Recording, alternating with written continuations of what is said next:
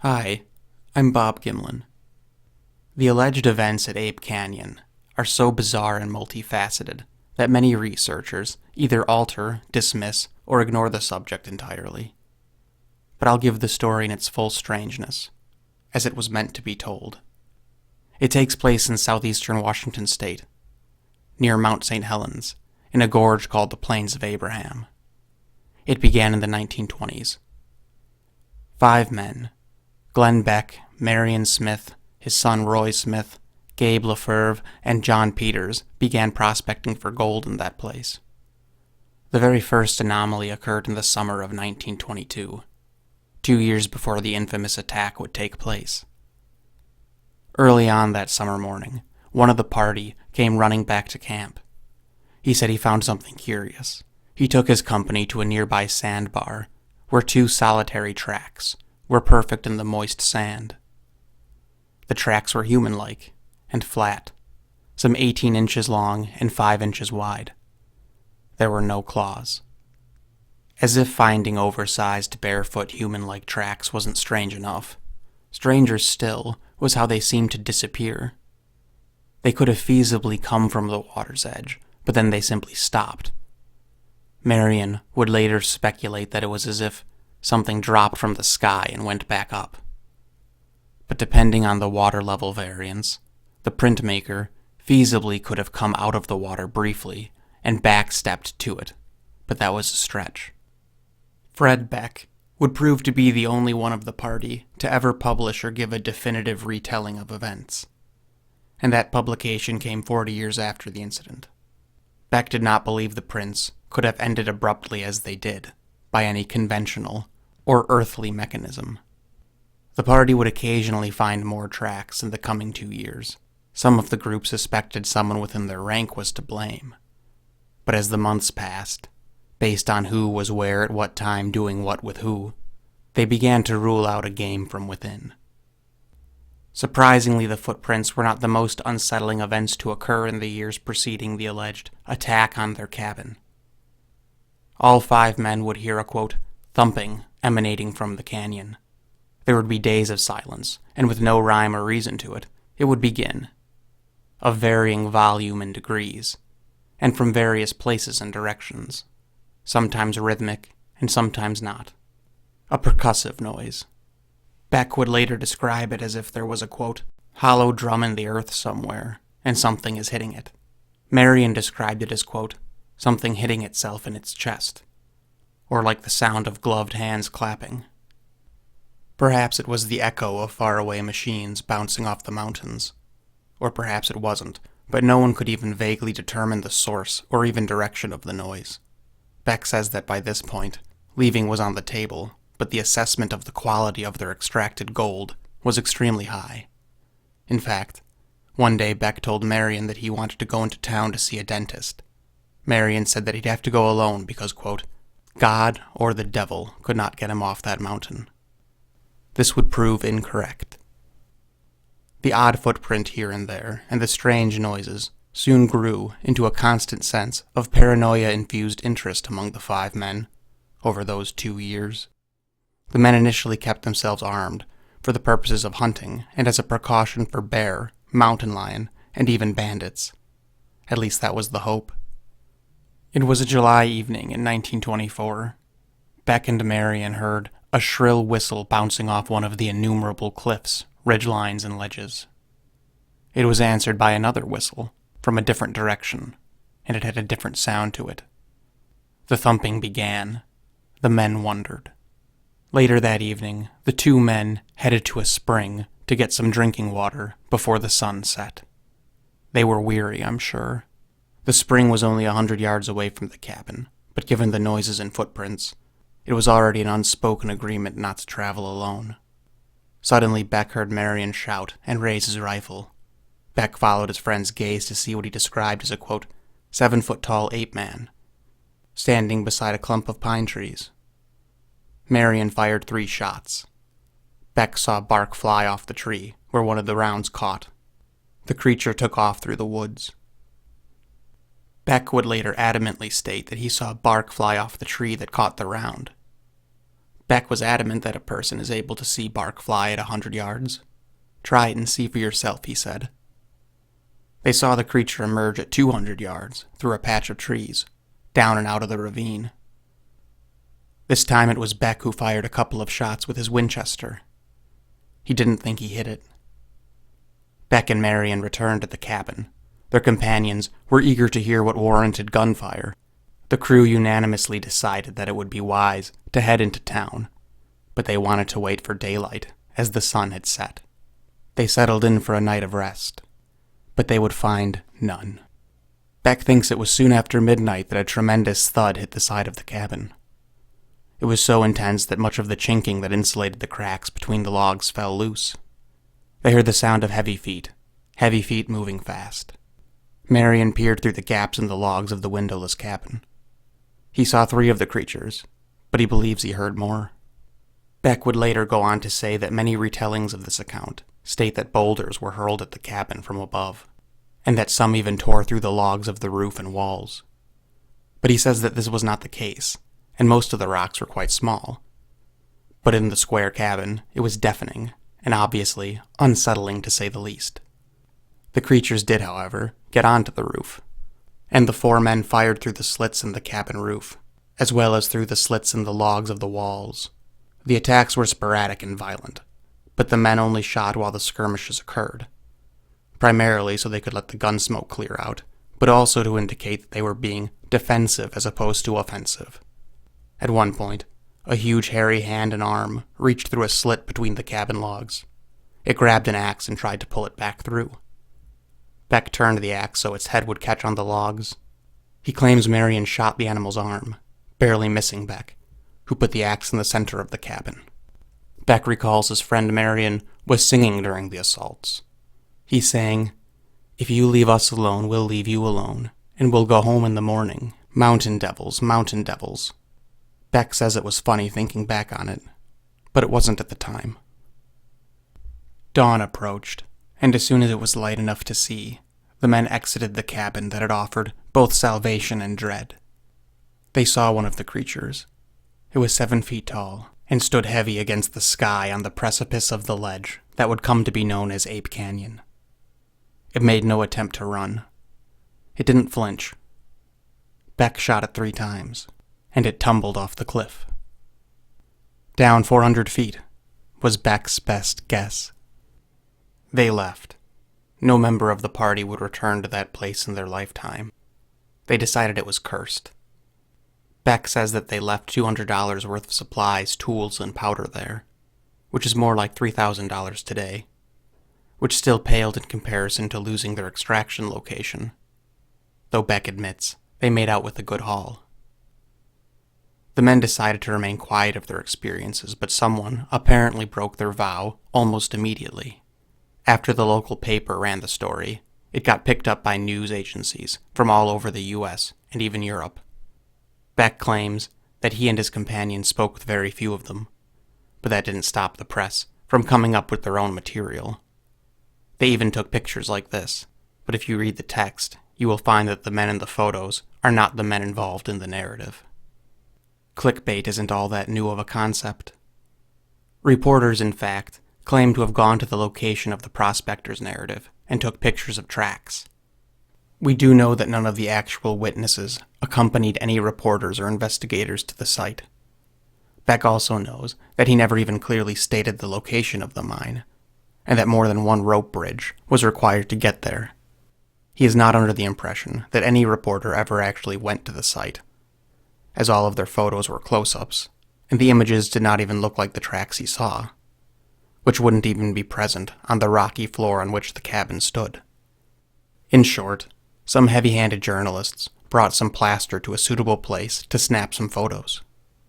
The only official or verifiable account of the Ape Canyon attack from someone who was actually there is a small publication called "I Fought the Ape Men of Mount St. Helens." Fred Beck's son wrote it for him, and it was published in 1967, 43 years after the alleged attack took place. I believe Beck must have been in his 80s by then. Remember in the beginning when I said the story was bizarre and multifaceted, and that most researchers either alter, dismiss, or ignore the subject. This is why. Beck calls himself, or at least his son wrote that Beck calls himself, a quote, clairvoyant, and that he had met or at least seen multiple ghosts and spirits since childhood. His first remembrance of the spiritual nature took place when he was a boy.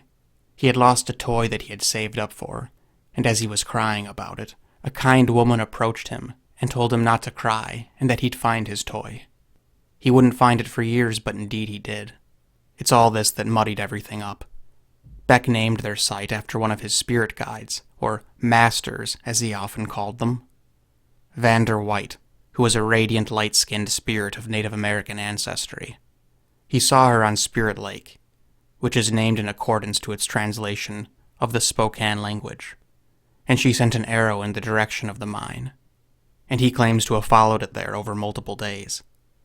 Another spirit guide, who was a male Native American, beckoned them closer to the place where they'd strike gold. He claims he had visions of this spirit guide, or master, entering from a great door in the sky. The spirit told him where to find gold, but to keep in mind that it doesn't belong to him. Beck writes that his companion Marion at one point had quite enough of Beck's spirit talk, and claimed that this was, quote, a wild goose chase, and that either the spirits lied or that Beck was lying about spirits. Beck indicates that this lack of faith is what caused the ape men to attack. Beck describes the ape men as follows, quote, they are about 7 feet tall, but many people have seen larger ones. They had large ears and a head that was in proportion with their large muscular body. Their shoulders were tremendous, but they had slim hips. They were hairy but not shaggy. In general, they possess a very stout physical frame, but looked more like a giant human than an ape. He says that he was sure there were at least 6 of them, but there could have been more. He says that after the event, he had been contacted by numerous park authorities. Too many to keep track of. He said these people came from all around the Northwest. Few would give more than their first names, but all were seeking some kind of affirmation or comfort, because they claimed to have seen the same creatures. One such ranger said that one of the, quote, ape men took his trout line, and the ranger saw it bash the line against a boulder to stun the fish as it fled with its prize. Beck also decides to address the UFO phenomena. He said that he considers ape men and UFOs to both be of dimensions different from our own, and that these alternative dimensional phenomena can only be witnessed by someone with a, quote, higher than usual degree of consciousness.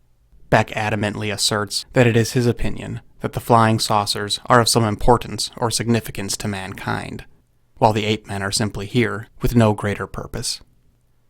Of course, Fred Beck was not the only one to think that some supernatural power was at work in those mountains.